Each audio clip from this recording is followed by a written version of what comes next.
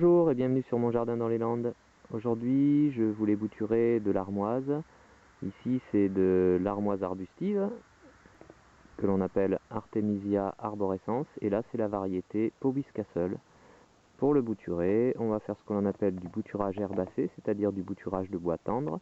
Et pour ça, il va falloir prélever un rameau bouture, notamment par exemple celui-ci. On va utiliser le bois tendre, on va faire ce que l'on appelle des boutures d'extrémité, qu'on peut appeler aussi bouture de tête. On va utiliser que la partie tendre ici, et non pas la partie plus rigide qui est en dessous. Voilà. Pour prélever le rameau bouture, je prends un sécateur ou une paire de ciseaux, en tout cas tout ce qui peut être coupant, bien désinfecté, bien nettoyé, propre. Et je prélève mon rameau bouture comme si je taillais la plante. C'est-à-dire que je vais couper ici par exemple sous un bourgeon de façon à ne pas abîmer la plante. Le prélèvement se fait comme ça. Voilà. Et j'ai ici un rameau bouture d'Artemisia. Maintenant il va falloir que je prépare ma bouture et que je la mette dans du terreau, dans un petit pot.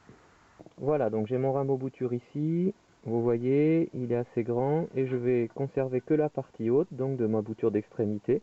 Et pour le préparer, ce qu'il faut que je fasse, c'est que je supprime une grande partie des feuilles, puisque de toute façon, les feuilles qui sont à la base ici seront dans le terreau, donc ça ne servira à rien de les garder, elles risquent de pourrir. Et je vais diminuer la surface foliaire, de façon à ce que ma bouture n'évapore pas trop d'eau, et ainsi qu'elle se maintienne fraîche. À propos de fraîcheur, c'est pareil, le bouturage herbacé, on le fait en principe le matin à la fraîche, quand la plante est ce que l'on appelle turgescente, c'est-à-dire qu'elle est encore pleine d'eau, elle n'a pas encore beaucoup transpiré, elle n'a pas souffert de la chaleur. Donc je prépare ma bouture, ici ce que je vais faire, je vais couper sous un bourgeon, ici par exemple, proprement, vous voyez, je supprime cette partie-là, parce que c'est à cet endroit-là qu'il y a le plus d'hormones et d'auxines notamment, dans la plante pour qu'elle puisse émettre naturellement des racines. On pourrait utiliser de l'hormone de bouturage, mais moi je n'en utilise jamais et dans l'ensemble j'ai de bonnes réussites. Donc je supprime ici, je vais supprimer mes feuilles. Voilà ma bouture avec les feuilles de la base supprimées. Maintenant je vais réduire la surface foliaire en la coupant de moitié. Et voilà à quoi ressemble une bouture de tête d'armoise. Maintenant, l'autre opération, c'est bien sûr de la mettre dans le terreau. Et donc j'ai préparé ce petit godet dans lequel j'ai mis un mélange terreux. Ce mélange terreux est principalement constitué de tourbe, d'écorce de pin et de fibres de bois. L'important du mélange terreux quand on fait des boutures, c'est qu'il soit léger, drainant surtout, qu'il absorbe l'eau mais qu'il ne la retienne pas trop. Et pour planter ma bouture, je vais faire un petit trou au milieu de mon mélange terreux. Il faut qu'il soit humide de façon à ce que le trou tienne bien et en même temps que la plante ne dessèche pas. Et j'y insère ma bouture. Vous voyez, cette bouture fait à peu près 5 cm et je vais la planter d'environ la moitié de sa taille. Voilà. Je la plante comme ça. Et je tasse bien entendu au pied. Et maintenant, ma bouture, je ne la laisse pas comme ça. Je vais la mettre dans un système que l'on appelle mise à l'étouffer.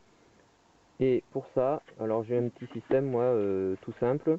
Je mets mon petit pot dans un autre pot qui sert de support. Et j'ai ici une petite cloche en plastique. Et voilà, la mise à l'étouffer est faite.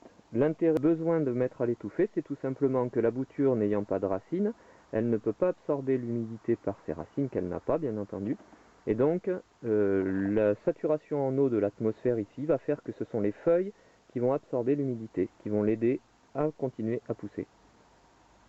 Et bien entendu, on attend. Alors, je vais mettre, là on est au mois de septembre, je mets ça dans la serre pour éviter les nuits trop fraîches, avoir des bonnes températures diurnes et nocturnes. On essaie de ne pas descendre en dessous 10 degrés, 10 à 15 degrés. Et d'ici 1 à 2 mois, les racines vont commencer à apparaître et puis je vais faire une culture sous serre tout l'hiver pour pouvoir la planter en pleine terre au printemps prochain.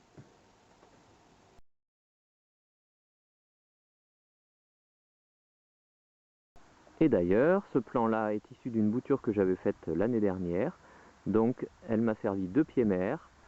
Je vous remercie d'avoir écouté et regardé, et à bientôt sur monjardindanslelandes.eclablog.com. Au revoir.